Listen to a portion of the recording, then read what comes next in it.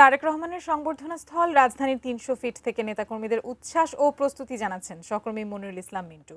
মিন্টু, আমাদেরকে জানাবেন কেমন দেখছেন সংবর্ধনা স্থলে আনন্দ আয়োজন।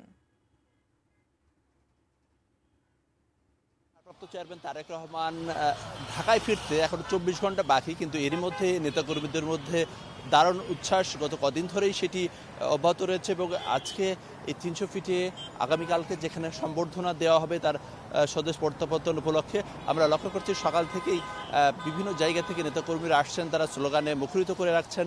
এবং এই ৩০০ ফিট এবং এর আশেপাশে এলাকায় বিভিন্ন ধরনের ব্যানার, ফেস্টুন সেগুলো শোভা পাচ্ছে এবং সেই সঙ্গে তারা নেতাকর্মীরা আনন্দ উল্লাস করছেন।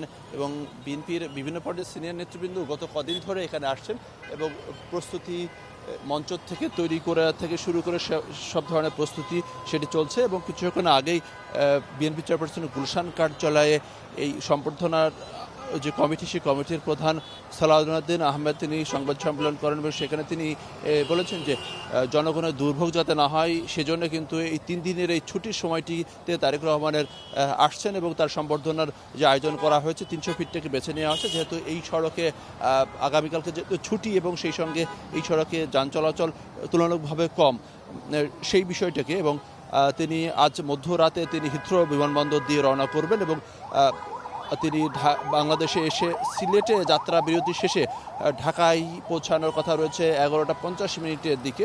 এবং বিমানবন্দর থেকে তিনি অনাড়ম্বরভাবে দলের স্থায়ী কমিটির সদস্যরা তাকে অভ্যর্থনা জানাবেন এবং এরপরে তিনি চলে আসবেন সরাসরি ৩০০ ফিটের যেই জায়গাটিতে আমরা এখন রয়েছি।